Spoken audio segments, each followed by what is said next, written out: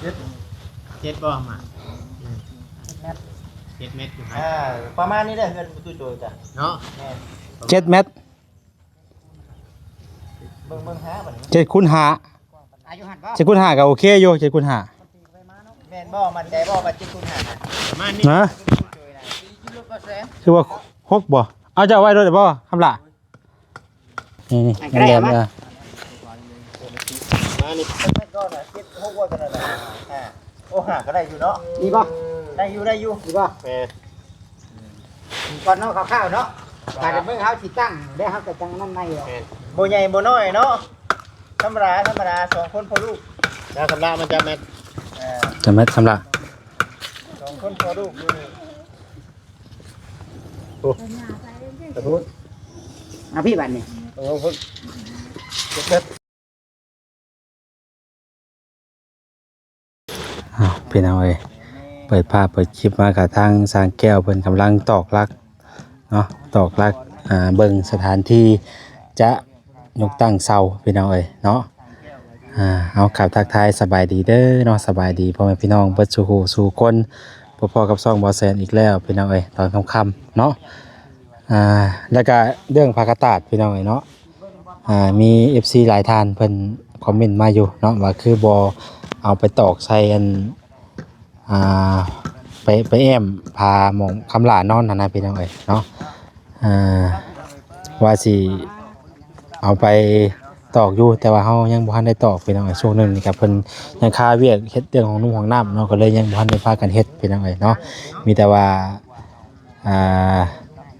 อีกจักมื้อก่อนเนาะก็บ่แม่นว่าเฮาซื้อมาเสียเงินเสียคำแล้วก็ว่าสิบ่ใช้ได้พี่น้องเนาะก็ยังจะเอาใช้อยู่แต่ว่ายังบ่ทันได้ถึงเวลาใช้พี่น้องเนาะก็จักมื้อก่อนเพราะว่าตอนแรกนะว่าฉันตั้งใจว่าสิซื้อมาใช้ขังหม่องบางลมหม่องเฮือนครัวเพิ่นพี่น้องเนาะแล้ววันนี้ FC หลายท่านเพิ่นคอมเมนต์มาว่าอยากให้เอาพาตังออกแล้วเอาพาตัวนี้แทนแต่เฮายังบ่ทันได้เฮ็ดพี่น้องเนาะก็รอติดตามเบิ่งเนาะถ้าว่าเฮ็ดซ่าก็ขอโทษขออภัยหลายๆเด้อพี่น้องเด้อเนาะอีกจักมื้อทางเฮาสิพากันเฮ็ดเด้อเนาะแจ้ง FC ไว้ก่อนพี่น้องอย่าเพิ่นบ่คักใจว่าซั่นซะเนาะเฮาซื้อมาเงินผู้หลักผู้ใหญ่เพิ่นก็สำคัญได้พี่น้องเนาะอันนี้3แผ่นนี่ก็300,000พี่น้องเนาะเกือบ500 บาทพี่น้องเนาะ3แผ่นนี่ก็ได้ตอนนี้เพิ่นกำลังวัดแทกเด้อพี่น้องเด้อเนาะพี่น้องไปเบิ่งเพิ่นวัดแทกเนาะวัดแทกเรื่อง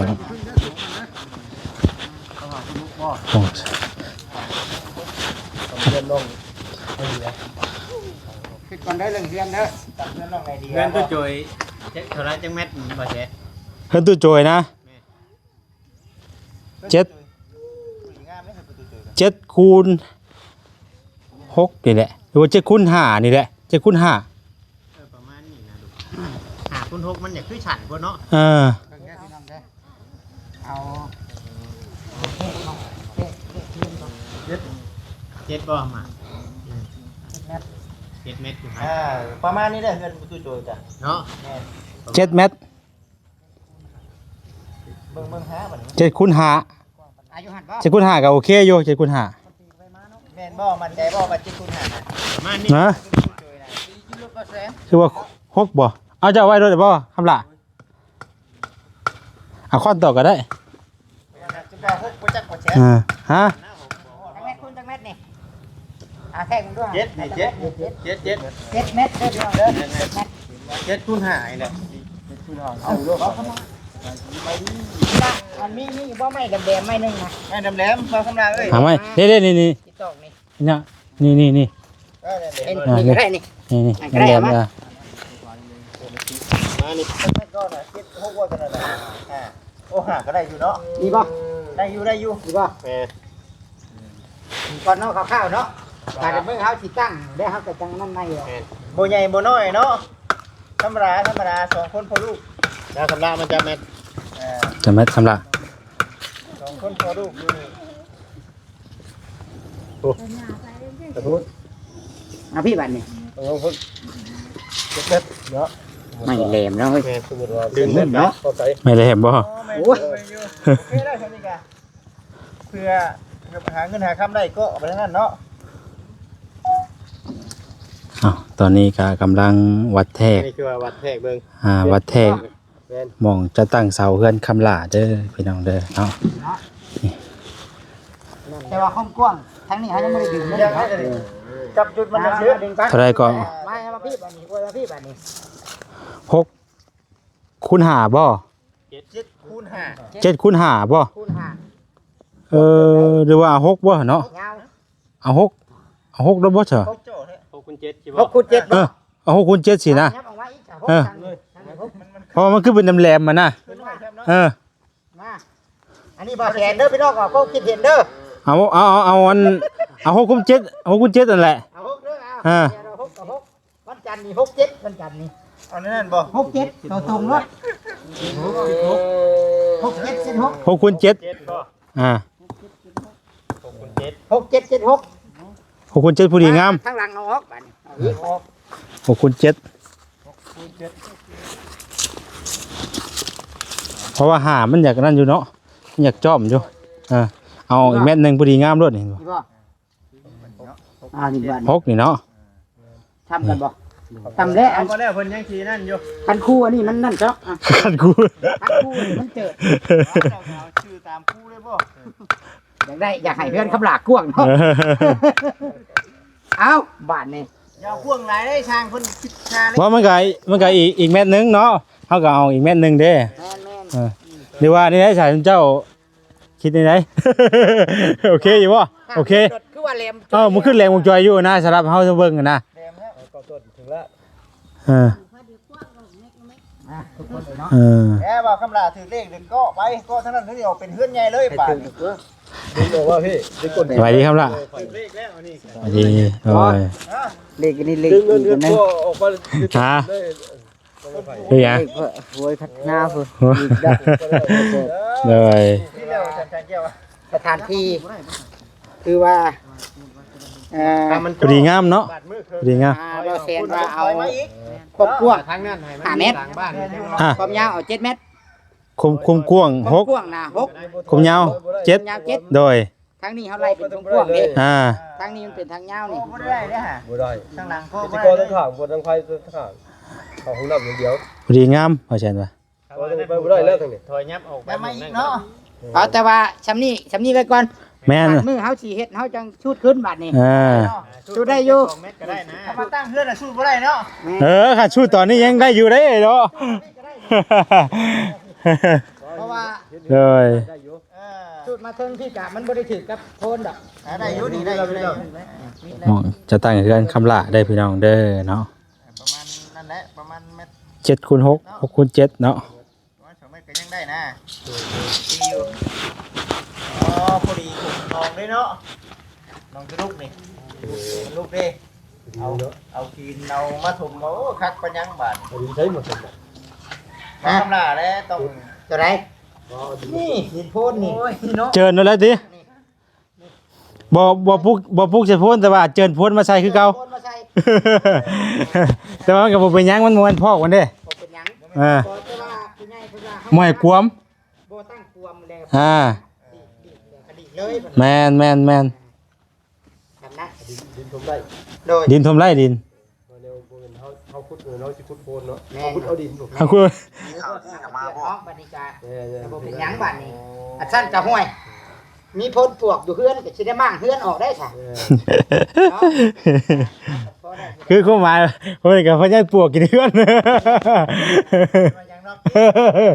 แต่ขนาดบ่ปลูกเห็ดพ้นมันยังกินเนาะ ได้แน่ อันนี้เฮือนเราล่ะบ่ปลูกเห็ดพ้นยังกินได้ปลวกน่ะ เฮือนบ่เวียนเดี๋ยวนี้พอแล้วตึมๆอยู่ซั่น อ๋อนะ มั่งเฮือนทั้งเทิง อ๋อ เอาอันนั้นเนาะถือว่า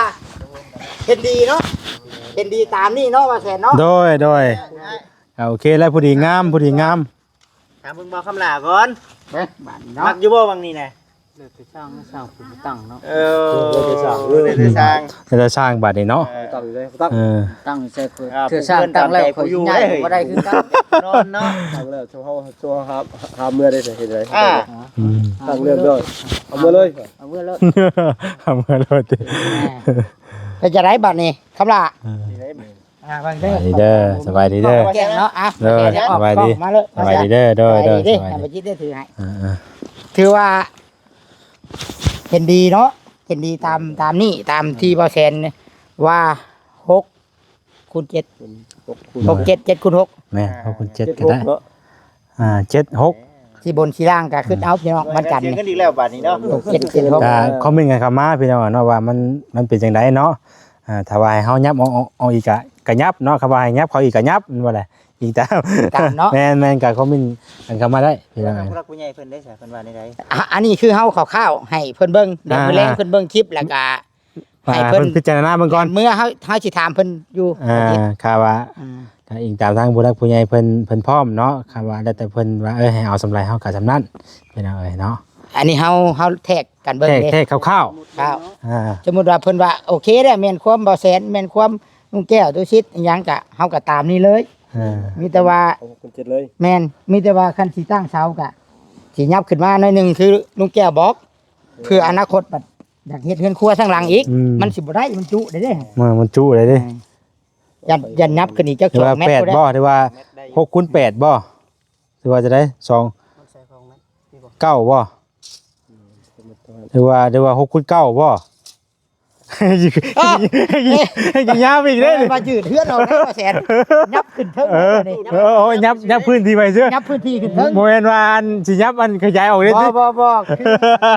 ขึ้นนะ เข้าใจแล้วอ๋อโดยเข้าใจอะไรเขา นี่ไปก่อน เข้าใจอะไรเข้าใจว่าสิหายืด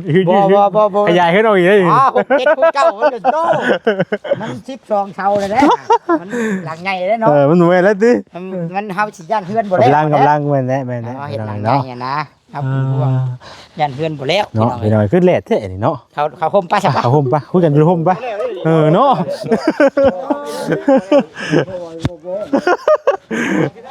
พวกมึงก็ได้ปะเขาแทกได้เลยดิเขาแทกได้เลย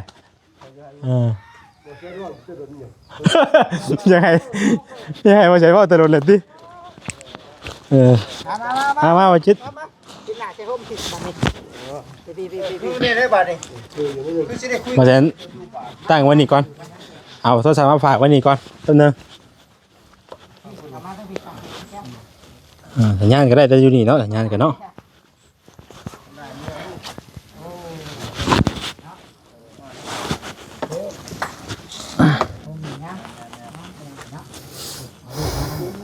มาจอยด้วยลงเก็บก็ เ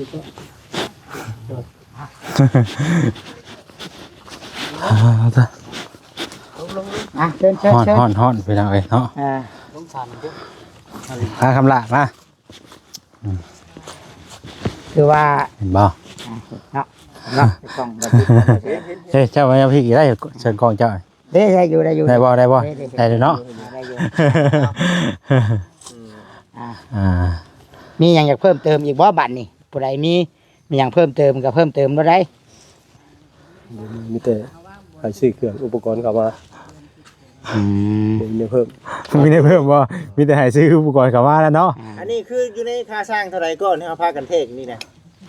สำเก้า จำเก่า สำบอกแล้ว 9,000 9,000บ่ โดย ต้นละพัน ตัวละพัน ต้นละพัน คุณ ยกทั้งเฮ็ดกอแอลหาน้ำแล้วกันเนาะตั้งเสาเทคานเด้ตั้งเสาเทคาน แม่นตั้งเสา บ่ได้ก่อแอวเนาะก่อบ่ ก่อเลยเนาะอยู่ในเซตเดียวกันเลยทั้งตั้งเสา สูงหลายมันก็งบเฮาก็เพิ่งหลาย ประมาณ2ก้อนบ่เอา2ก้อนหรือว่าทุกก้อน เอาสูงจากเมียน้องจ้อยสูงเมียน้องจ้อยก้อนหนึ่งก็โอเคแล้ว หากมันเป็นมันนั่นเด้เฮาต้อง มันต่ำบ่ มันเป็นช่วงตามเฮาต้องเอาสูงเพื่อไว้ต่อไปมันคือเฮาเอาดินเอาหยังได้ เอาเป็นคุมจะตื่นแล้วเนาะ ฮะ คุมตื่นแล้วเนาะ พอแซนคิดว่านั้นต้องเอาสูงไว้ เอา2ก้อนบ่ 2ก้อน อันเทคานน่ะติ วันนี้เฮาบ่แอล แอวมันน่ะ เฮาก่อซองแล้วเฮาเทคานมันก็สูงขึ้นอีกเด้มันก็พอดีงามพอแซนคิดว่าเด้ถ้าว่าก้อนนึงมันต่ำพุ่น เนาะ มันต่ำทางหลังเนาะ มันตามคันเฮาอยู่นี่ไล่เอาปุ๊กนี่เลยนะโอ้ถือว่า ก้อนเดียวก็เดือเพื่อ อ่า ก้อนหนึงก็ได้ เออ โกคนเดียวกับบ่ยาก แต่ว่าคือเฮาก็คือฮู้แล้วก็ จับระดับ ตามทาง ที่คนที่คันก่อนที่คันขึ้นมาเฮาก็โกกระสูง อิงตามช่างเขาเลย เออคันว่าเทคานก่อนมันบัดมันจะจ่อกันได้ มีแต่เฮาเอาบล็อก โอ้ย บล็อกกันปูพื้นมันก่อนก่อแล้วเขาก็จะมาเทเอาคานพี่เลยส่วนหลายก็มีแต่แบบนั้นได้เขาเจ้าเฮ็ด เอาเลยก็ได้ ว่าเพราะบ้านเฮามันมวนดินถมไม่ได้มันมวนดินแบบว่าอันนั้นน่ะมันก็ต่ำเนี่ยเนาะ หน่อยว่าคือน้องทงมีนั่นบ่ ช่างแก้ว เนาะบ้านเราก็จะพัน ส่วนหลายมีแต่เฮ็ดอันนั่นแหละพี่น้องเอ้ยเนาะ มีแต่ว่ามีแต่เอาบล็อกห้องพื้นมันแหละก็เฮาก็ก่อขึ้นมาแล้วก็ประมาณ2ก้อนเฮาก็เททานปกเลยมันก็แน่นคือเก่าเจอมันก็ครึ่งได้เลยนะเพราะดินบ้านเฮามันบ่สุดอยู่แล้วนะคำว่าเป็นดินถมนี่ยังแน่นอนตัวน่ะเฮาต้องเฮ็ดคาน2ได้ตัวน่ะคานดินถมได้เฮ็ดคาน2ชั้นได้เฮากันเพื่อมันดินสุดนี่หยังเนาะหรือว่าเป็นขึ้นอยู่กับพื้นที่ว่าซั่นซะ เพิ่มเติมกันไปเนาะเพิ่มเติมกันมีหยังก็ได้ บัดนี้เรื่องแห่เรื่องชายเรื่องบล็อกเรื่องอุปกรณ์เป็นมอบให้เบาแสนพี่น้องเอ้ย โด เนาะ ยลุงแก้วก็จดให้เบาแสนแล้ว จดรายการเรียบร้อยแล้วพี่น้องแล้วก็มื้อนี้ขาออกเมื่อนี่ว่าแซนจะเอาบินตัวนี้ไปให้เพิ่นคำนวณเบิ่ง จักพอบ่พอ แม่นจักสิพอก็ยัง กังวลอยู่ กังวลอยู่ตัวนี้นะกังวลเรื่องว่ายันเงินบ่พอนี่นะ แต่ว่าเฮาก็เบิ่งก่อนเนาะแต่ว่าเรื่องดินตัวนี้ก็เดี๋ยวบ่ใช่สิแชทไปถามมาบอสเฮาก็ยังบ่ได้ถามเพิ่นว่า ใช่เลย ผู้ใหญ่เพิ่นสิมีแผนว่าสิเอาเฮ็ดหยังต่ออีกบ่กับห้องน้ำอันไหนนะ เดี๋ยวพ่ออยู่บ่นี่ก็อย่างเทคานนี่สมมุติว่าได้นี่เอาได้ โอ้ใครว่าก็ใช้เทชาวตีนชาวมันอันนี่น่ะ อันนี้ได้ บ่พอเด้ไงว่านั่น เทคุมมันน่ะเด้ เทคุมมา เทคุม เทคุมชาว ในพื้นมันน่ะ อาจจะพอตัวนั้นแต่ว่าเฮาแบบเทคานเทหยังนำพ่อน่ะโอ้บ่อยากปานใดน้อยๆเนาะมันต้องได้อีกเครื่องแห่เครื่องซ้ายอีก อย่างละครึ่ง อย่างละเครื่องอีกนะประมาณนั้นแต่เขาต้องถามเบื้องต้นก่อนในมาแชร์ที่จะถามมาวัดบนแรงว่าผู้ใหญ่เพิ่นบ่ได้มีแผนการให้อย่างต่อบ่แต่ว่าไม่เทือนเลยถ้าว่าเพิ่นบอกเอาไปเทเฮือนถ้าอย่างเลิกเขาก็เอาจังเอามาเนาะ ตามนั่นเนาะทำลาได้มีหยังเพิ่มเติมบ่มีสิจบคลิปไปได้บ่มี บ่มีหยังเลย แบบใดก็เอา ซอยยังว่าคำละซอยยัง ซอยเสีย เฮ็ดซอยสร้างเพิ่นเจ้าก็มีหยังก็เฮ็ดซอยกันนั่นแหละเนาะครับหลายยุ่มน้ำยุ่มในซอยกัน ซอยอยู่ดอกบ่ยากดอกอันนี้นะ แม่น ขนาดห้องน้ำก็ยังจดแล้วห้องน้ำนะ เพราะว่าเฮาซอยเพิ่นก็มันแล้วมันก็แล้วของเฮาไล่เองนะพี่น้อยเฮาก็ซอยเพิ่นนั่นแหละมันก็ไวขึ้นอีกเนาะ ทำหลักก็ได้แล้วไว้ ก็สิได้อยู่กับลูกกับเต้าเนาะ ยังให้เจ้าของเพื่อนเฮ็ดให้อยู่บ่ซั่น บ่อันนั้นน่ะ จ้างหมดแล้ว อันนั้นก็มันก็มีอยู่อีกส่วนหนึงแต่ว่าเฮาอยากซอย อัน นะ นี้ในความที่ว่าเฮาก็อยากได้เป็นของเฮาเนาะ คันเฮาบ่เฮ็ดเลยก็บ่อันนั้นอีกบาดนี่ บ่งามอีก เฮาเห็นอยู่กับตานะแต่ละมื้อมันก็คันสิว่าปล่อยให้สร้างเพิ่นกันอะไรที่เฮาซอยได้เฮาก็ซอยนะก็บ่ว่าสิทุกอย่างทุกแนวเนาะบ่แม่นว่านั่งเบิ่งคือพระเอกไอ้แสนกับไอ้ซิปจ้างให้เลยนั่งโอ้ตัวนี้บ่คักได้ลูกแก้วเห็นไหมบ่ได้ เออมันทางชี้ทางนะ บ่ได้ ปีไอ้ที่ก้อนหินมันแล้วจังไง ข่อย ซี่มันน่าจะหน่อยบ่โดนกดตี ส่งได้ข่อยชงชาวเฮือนให้เวียดเพิ่นได้เอาไปคืนบ่ได้ ที่เฮาก็แนะนำในทางที่มันดีอะนะพี่น้อยเนาะ แม่น มันดีได้ที่เฮาแนะนำที่ว่าให้ซอยชื่อว่าสิแนะนำว่าสร้างเฮาจ้างสร้างบ่ได้คำลาบ่ต้องเฮ็ดหยังเด้อนางเบิ่งเพิ่นซื่อๆก็ โอ้แนะนำไปในทางขี้ข้านนะ มันบ่แม่นเนาะ เรียกตัวนั้นให้ชุบให้ซะบ่อย่ามาญาติเรียกให้ครับเรียกครับบ่แซนบ่แม่นบ่คาดเด้อพี่น้องก็คือว่ามันเป็นเรียกที่ใช้สมองอันนั้นแม่งเมื่อยเชื่อไอ้นี่ จัดแจงนั่นนี่เนาะมัน จัด ต้อง แจงยันนั่นนี่บ่พอเห็นบ่คือมานั่งคิดกุ้มใจ2-3มื้อเฮ็ดได้ดีสิได้ย่อเสาคำลานี่ที่ชุดซำนี้บ่ว่าขึ้น เอาซ้อมว่าเลยอยู่ซื่อแล้ว แม่น บุญวาสนาบ่คำลาทำนี่บ่ พอแสนมาเข้ามามื้อนั้นก็โอ้ว่ะแปลกแท้บาดนี้คือเงียบแท้บาดเงียบคักอีได้เป็นบ่เวอยู่บาดนี้อ่ะ บ่ได้เด้สิได้กินข้าว ช่วงหนึงบัดมาบัดซุ่มแซวกันหลายคู่หลายคนมันก็ม่วนซื่นเนาะ ขณะข่อยกินข้าว2คนมื้อนี้ข่อยยังขึ้นฮอดหมู่อยู่ตอนบ่ค่ำก็บ่กิน คือ น้ำ นานมาแท้นี่ว่า มีไผมานี่บ่ ว่าเนาะอ่า โดย ก็อยากให้มันไปในแนวทางที่ดีนั่นแหละคำลาย แม่ครับ เนาะ แนะนำเนาะแนะนำกัน ฝึกผลล่อลอมตัวเองนํ อืม นี่แหละจังหวะคือไอ้บอกแต่มือแรกว่าได้ดีแหละอย่าลืมอย่าลงตัวเองอันนี่ก็แม่นหนึงในนั้นเลยนี่ โดย กันว่าเห็นลุงแก้วเฮ็ดเห็นช่างเพิ่นเฮ็ดคันคิดแบบนั้นก็ได้อยู่บ่เฮ็ดจ้างแล้วบ่เฮ็ดก็ได้ แต่ว่านั่นน่ะคือเฮาลืมโตได้ลงตัวเองนะบัดนี้ จากที่ โดย เคยทำเนาะ เป็นดาราได้เด้มีแต่ผู้ถ่ายพุ่น ถ่ายมือก็ได้เงินนำเฮาบ่ได้แม่นได้วิวคำลาก็บ่ได้พอปานใดได้พี่น้องเอ้ย แม่น คือเฮาซอยเพื่ออยากให้สำเร็จอีตนเด็กน้อยอีตนลูกแล้วก็อยากให้เรามีรักมีฐานคำมายังว่ามีเฮือนนอนไหนไปเฮ็ดเวียกยังว่ามีเฮือนมาเนาะ แม่น ก็บ่ได้เล่ร่อนเด้บ่ได้ มี พา มีจุดเป็นรากไก่เด้เนาะ แม่น มีเรื่องเป็นชาติเป็นรากไก่เด้ของเขา แม่ เอน งมันก็ง่ายครับไปทางอื่นทางไกลเขาก็มาเนี่ยครับขึ้นแล้วลงมาไล่บาดนี่ ลงมาวะมาต้นกันมาเลย อยากนอนอยากนอน ให้คำลาเอาลูกไปนอนก็ได้แต่รถอนุญาตไป ชุมเฮาก็ เพ ใช่ ราะเบิ่งเพิ่นก็อยากนอนอยู่เนาะ อยากนอนขึ้นบนรถ ทีแรกเพิ่นเอาไว้เนาะพอ พอลูกอ่อน พอลูกอ่อนเนาะก็เป็นนั่นนี่แหละเพิ่นเอาที่ว่าเก่งนั่นแหละก็เนาะโอ้ยครับเพิ่นเอาไว้เนาะ ที่แล้วจักสิให้ไว้ทำมาหากินหยัง อืม ไปเฮ็ดเวียกเฮ็ดงานก็บ่ได้มีไผอยากจ้างเจ้าใดเฮ็ดเวียกบ่เต็มที่ มันก็ต้องเล่น เอาเลยหมู่จ้างเจ้าวันละ200,000บัดสิเฮ็ดในหนึงบัดไปอุ้มลูกพอ เนาะ ๆเลย เนาะ ก็บ่ตีได้บ่ตีผู้จ้างเพิ่นก็อยากจ้างให้สมกับเงินเพิ่น มีปีนี้ตอนดำนาครั้งแรกกันพวันบุญสว่างแหละนาเพิ่นอยู่นี่เด้เอาคำหลาไปดำนานํเราดำขึ้นมาแล้วอีต้นลูกแล้วเป็นอยู่นำไผก็บ่อยู่ไปกอดเพื่อพันพ่อแม่กี่ต้มอยู่ให้หน้า อ่า เราเลยโอ้ยอันทำเลยขึ้นเถียงซะตัวพาลูกขึ้นเถียงซะ โอ้ แท้ ผู้นี้ก็ตกใจยันขายงานบ่ได้ บ่ได้เพิ่นจ้าง กับเขา ที่อยู่เนาะ ต้นนี่ต้นนิดน้อยเพิ่นว่าเราเพราะมันบุญเราเล่าสิฟังโอ้ย คือผู้ดีเนาะ เป็นตาช่อยอยู่เป็นตาอีต้นมันเหรอครับล่ะอีต้นมันทางผู้บ้านเพิ่นว่า อืม เองก็เจ้าเคยเอาไปดำนาเนาะไปไทยเว้าพื้นไทยนาก็มัดแท้จี้ บ่ได้ก็ไปให้ โอ้ ชีวิตเราตะกี้นี่ไปอะไรกันแบบว่าเอาไปมันตลอดนะเนาะ เกี่ยฉลังไถนา เกียร์ลูกใช้แอลนี่ไทยนะ แม่น อันรับจ้างน่ะติ ครับจ้า อ๋อ เราอะโอ้ยถึงว่าไปแต่อีต้นมันบ่อีต้นหยังดอกต้นเด็กน้อยตากแดด อืม ยันเด็กน้อยไข่ บ่ได้ว่า เห็นเด็กน้อยไข่แล้วเงินอันวันละแสน2แสนน่ะ สิได้เอาไป รักยาเขาบ่คึก เออ เราบ่ลูกบ่กล้าเขาสิเอาไป นี่แหละบัดนี้เป็นไปซี่น่ะเนาะนั่นแหละจังว่าอ่ะนี่ยังดีที่ว่ามาพ่อชุมเฮาเนาะ แม่ โดย พี่น้องเอ้ยอ่ะมีหยังสิเพิ่มเติมบ่บัดนี้ บ่มีหยังแล้วบัดนี้ทางบ่แชร์กันไปเอามีแต่อ่า ทางผู้ใหญ่เพิ่นนั่นแหละ สิเรื่องกันแห่ชายแล้วบัดนี้ มันสิค่ำเลยเนาะ มันสิขับเลยเด้ แม่นเฮา ก็วนตัวนั้นแหละไปหน่อย พี่น้องเอ้ย มามื้อนี้บ่ บ่ก็เดี๋ยวบ่แชร์สิไปเบิ่งราคาก่อนไปไล่เบิ่งก่อนหั่นนะว่ามันสิเท่าไหร่หั่นนะ โอเค เขาเฮาฮู้ว่ามันพอแล้วก็เฮาก็มื้อเช้าก็ให้เพิ่นมาเลย เอาเข้ามาเลย 2ล้านเลยปัจจุบัน เนี่ยนะคือ2ล้าน บ่แสน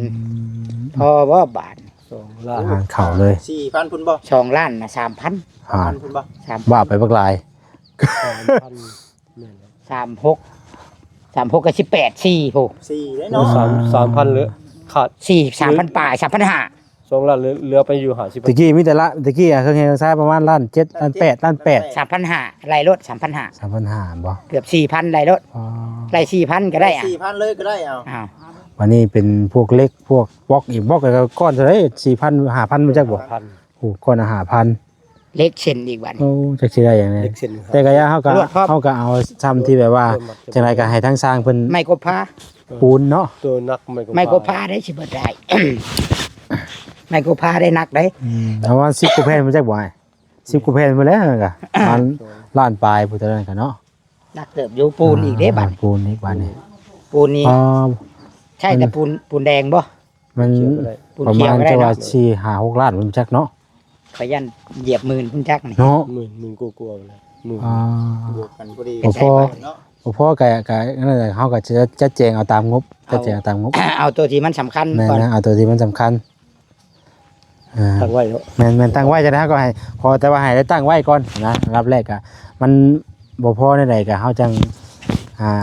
ขอเฮ็ดไปวันนี้นะพี่น้องเอ้ยเฮาก็อยากในใจก็อยากอยากเข้ามาเบิดอยู่เนาะพอเบิดอยู่แต่ว่ามันงบเฮานี่แหละ แต่ยังดีได้ยังมาทันเวลาให้ตั้งไว้ก่อน แม่น ตั้งไว้บัดนี้จังทำไรก็จังว่ากันบัดนี้เถื่อมีงบมาในช่วงเข้าพรรษาก็เฮ็ดก็ได้ โดยประมาณนั้น ประมาณนั้นพี่น้องเอ้ยเนาะขอบใจเพิ่นทุกคู่ทุกคนบัดนี้ยังสิคำมันสิบ่ทันแน่ลุงแก้วเด้อ ว่าแซ่บเด้อ โดยขอบใจหลายเด้อตุชิดโดยขอบใจหลาย พี่น้องเอ้ยเนาะ คือกันเนาะทางผู้ใหญ่บ่ทุกคนทุกคน สิบ่ทันท่านบ่แสนก็สิไปสั่งเฮสั่งทราย แม่นสิไปอบรมกันกับเพิ่นไว้ก่อนพี่น้อง แม่น ว่าสิอะไรคำว่ามื้อนั้นก็ให้เพิ่นเข้ามาเลยเนาะเจ้าพี่น้องเอ้ย ให้เพิ่น เดี๋ยวจะให้เพิ่นคำนวณเบิ่งหน่อยเนาะเฮาก็เอาตัวรักกันแล้วก่อนเดี๋ยวสิโทรถามมาวัดเพิ่นก่อนคราวหนึงพี่น้องเอ้ยเนาะเรื่องนี้ไปจังไดก็ขอตัวประมาณนี้เลยพี่น้องเด้อเนาะขอบใจทางสร้างแก้วเพิ่นหลายๆมาเบิ่งเวียกมื้อนี้พี่น้องเอ้ยเนาะเอาขออยู่ดีมีแฮงบ่สุขสุขคนเด้อพี่น้องเด้อเนาะสบายดี โอ้ยปูเด้อ